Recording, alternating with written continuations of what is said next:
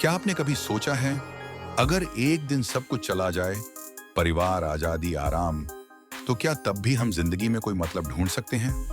एक इंसान था जिसका सब कुछ छिन गया, लेकिन उसने दुनिया को जीने का एक नया नजरिया दे दिया। एक ऐसी सोच जो जिंदगी की गहराई तक छू जाती है। नमस्ते दोस्तों, नमस्ते। स्वागत है आपका हमारे चैनल पर। आज हम बात करने वाले हैं एक ऐसी किताब के बारे में जो सिर्फ कहानी नहीं, बल्कि एक सफर है, दर्द से लेकर मायने तक का सफर। किताब का नाम है मैन्स सर्च फॉर मीनिंग। लिखी गई है विक्टर ई फ्रैंकल द्वारा, जो एक मनोचिकित्सक थे और जिन्होंने नाजी कैंप की भयावहता को खुद झेला था।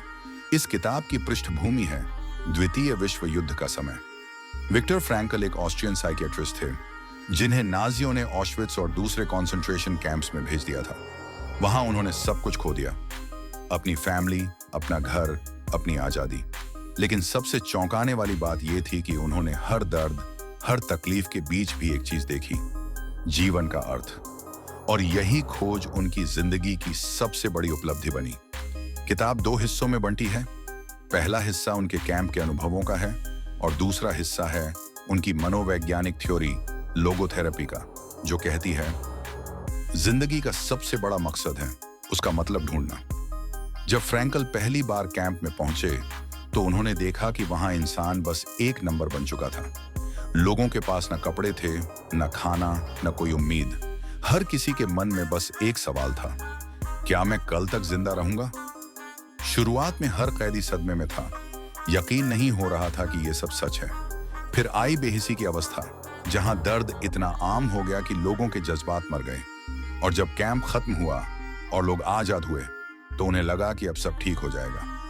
लेकिन तब उन्हें एहसास हुआ, शरीर तो आजाद हो गया, मगर मन अब भी कैद है। फ्रैंकल ने देखा कि जो लोग किसी उद्देश्य के साथ जी रहे थे, चाहे वो अपने परिवार से दोबारा मिलने की उम्मीद हो या किसी अधूरे काम को पूरा करने की इच्छा, उनके जिंदा रहने के चांस ज्यादा थे। और जो उम्मीद छोड़ देते थे, वो धीरे धीरे भीतर से टूट जाते थे। उन्होंने लिखा, Those who have a why to live can bear almost any how। यानी अगर हमारे पास जीने की वजह है तो हम किसी भी परिस्थिति को झेल सकते हैं। किताब के दूसरे हिस्से में फ्रैंकल बताते हैं अपनी थ्योरी लोगोथेरेपी के बारे में। लोगोस ग्रीक शब्द है जिसका मतलब है अर्थ या मतलब। उनके अनुसार इंसान का असली मकसद न तो सुख जैसा फ्रायड कहते थे है, न शक्ति जैसा एडलर कहते थे है, मानते थे, बल्कि जीवन का अर्थ ढूंढना है। फ्रैंकल कहते हैं जिंदगी हर परिस्थिति में अर्थपूर्ण हो सकती है, चाहे वो कितनी भी दर्दनाक क्यों ना हो। और हर इंसान के पास एक चीज हमेशा होती है, अपना रवैया चुनने की आजादी। हालात हमारे कंट्रोल में ना हो, लेकिन हमारा रवैया हमेशा हमारे कंट्रोल में होता है। फ्रैंकल के मुताबिक जिंदगी का मतलब हमें 3 तरीकों से मिल सकता है। पहला, कुछ रचनात्मक या उपयोगी काम करके।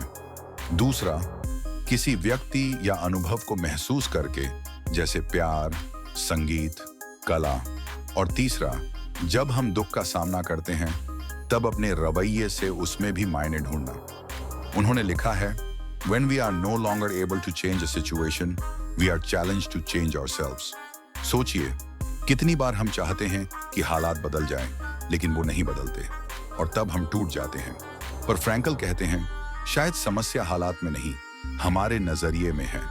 किताब में एक और खूबसूरत कॉन्सेप्ट है ट्रेजिक ऑप्टिमिज्म, यानी जब जिंदगी दर्द और नुकसान से भरी हो तब भी उम्मीद रखना, तब भी अर्थ ढूंढना। उम्मीद इसलिए नहीं कि जिंदगी आसान है, बल्कि इसलिए कि हर दर्द में भी कुछ सीख छिपी होती है। कैंप से आजाद होने के बाद फ्रैंकल ने देखा कि दुनिया तो वही है, लेकिन अब उनका नजरिया पूरी तरह बदल चुका था। उन्होंने अपने मरीजों को यही सिखाया, तुम्हें एक परफेक्ट जिंदगी की जरूरत नहीं है, तुम्हें बस एक अर्थपूर्ण जिंदगी चाहिए। सोचिए, हम सब अपनी जिंदगी में किसी ना किसी दर्द से गुजरते हैं। कभी असफलता, कभी रिश्ता टूटना, कभी किसी अपने का खोना। लेकिन अगर हम फ्रैंकल की तरह अपने दर्द में भी एक मायने ढूंढ लें तो शायद जिंदगी थोड़ी आसान हो जाए। फ्रैंकल का आखिरी संदेश बहुत सीधा है, जिंदगी कभी भी अपना अर्थ खोती नहीं, चाहे हालात कितने भी बुरे हों। जब तक हम अपना रवैया चुन सकते हैं, तब तक हम हार नहीं सकते। तो अगली बार जब जिंदगी मुश्किल लगे या लगे कि अब कुछ नहीं बचा, याद रखना फ्रैंकल की ये बात, everything can be taken from a man but one thing, the freedom to choose one's attitude in any given set of circumstances. यानी सब कुछ छिन सकता है, पर अपने रवैये की आजादी कभी नहीं। और शायद यही आजादी जिंदगी का सबसे बड़ा तोहफा है। अगर आपको ये वीडियो पसंद आया हो और आपने कुछ नया सीखा हो तो इसे लाइक करें, शेयर करें और नीचे कमेंट में बताएं कि इस किताब की कौन सी बात ने आपको सबसे ज्यादा छुआ।